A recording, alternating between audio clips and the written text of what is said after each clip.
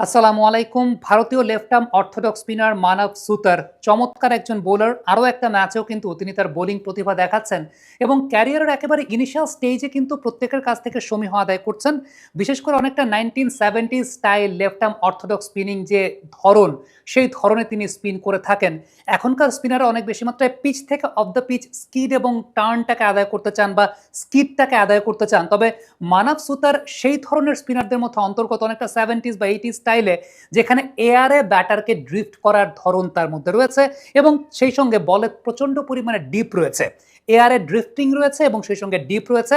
আপনি খেয়াল করে দেখবেন বলটা হাত থেকে রিলিজ করার পর এত সুন্দর বলের রেভলিউশন, যেটা বর্তমান সময় স্পিনারদের কাছ থেকে কিন্তু খুব একটা দেখা যায় না। তিনি তার থাম্প এবং সেই সঙ্গে তার ইন্ডেক্স ফিঙ্গারকে চমৎকারভাবে ব্যবহার করেন এবং রিস্টের ব্যবহারটাও কিন্তু লক্ষণীয়। একদম 70s স্টাইলের যে অর্থোডক্স স্পিনাররা যেরকমভাবে বলের মধ্যে রেভলিউশন দিতেন, রেপস দিতেন, সেরকম রেভলিউশন এবং সেই সঙ্গে উল্লেখযোগ্য ব্যাপার হচ্ছে এআরএই ব্যাটসম্যানকে ড্রিফটে বিট করে ফেলেন, যেটা এখনকার সময় লেফট আর্ম অর্থোডক্স স্পিনারদের মধ্যে দেখা যায় না।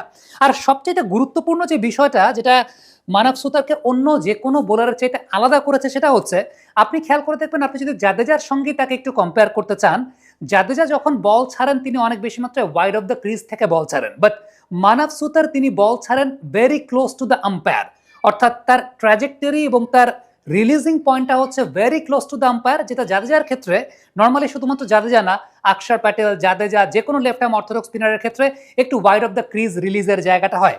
এতে যে বিষয়টা ঘটে সেটা হচ্ছে ব্যাটসম্যান যে জায়গাটাতে এক্সপেক্ট করছেন বল পড়বে, সেই জায়গায় না পড়ে বল আলটিমেটলি পিচ আপ করে লেগ মিডল করিডোরে।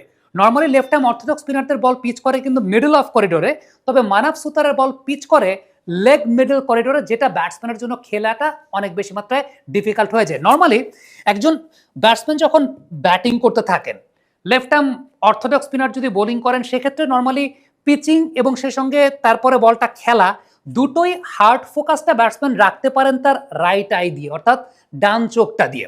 নর্মালি ব্যাটসম্যানরা সেটাই করার চেষ্টা করেন, বাট মানব সুতারের বলটা আসলে যে জায়গাটাতে পিচ করে নর্মালি, অর্থাৎ এরকম একটা জায়গাতে মানব সুতারের বল পিচ করে, কারণ তিনি বলটা ছাড়েন very close to the umpire. So ultimately বলের পিচিংটা তাকে দেখতে হয় কিন্তু হার্ড ফোকাস করতে হয় লেফট আই দিয়ে, বাম পাশের চোখ দিয়ে হার্ড ফোকাস করতে হয়।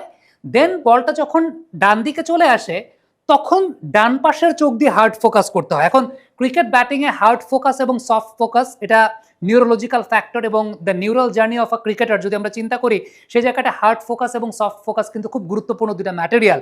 সেই জায়গাটাতে নর্মালি একজন ব্যাটসম্যান যখন ব্যাটিং করেন, জেনারেলি তিনি চেষ্টা করেন তার ডান চোখটা দিয়ে হার্ড ফোকাস করতে, কারণ বল যখন ওই অ্যাঙ্গেল থেকে আসছে। কিন্তু মানব সুতার এমন একজন লেফট আর্ম অর্থোডক্স স্পিনার, তার বলের পিচিংটা আপনি আসলে লেফট আই দ্বারা ফোকাস করতে বা হার্ড ফোকাস করতে বাধ্য। দেন বলটা যখন বেরিয়ে যাচ্ছে, তখন তো আপনাকে অটোমেটিক্যালি রাইট আই দিয়েই হার্ড ফোকাস করতে হচ্ছে। সো এই যে ফোকাস, হার্ড ফোকাসের শিফটিংটা, এই শিফটিংটা ব্যাটসম্যানের জন্য কিন্তু অনেক ডিফিকাল্ট হয়ে যায় এবং এটা তার বোলিংয়ের একটা অন্যতম বড় বৈশিষ্ট্যের জায়গাতে তিনি বলটাকে রিলিজ করছেন very much close to the umpire, যেটা অন্যান্য লেফট আর্ম অর্থোডক্স স্পিনার বলটাকে রিলিজ করছেন কিন্তু অনেক ওয়াইডার অ্যাঙ্গেল থেকে।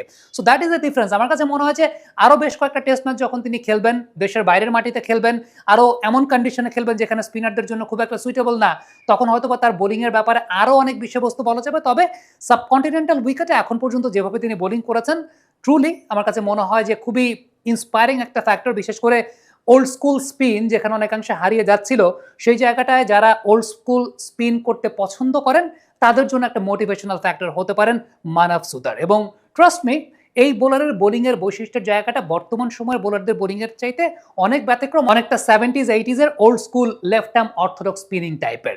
সো মানব সুতারের ক্যারিয়ারের উত্তরোত্তর সাফল্য তো অবশ্যই কামনা করছি অ্যাজ অ্যান অ্যানালিস্ট, এবং তিনি বেশ ভালো বোলিং করছেন।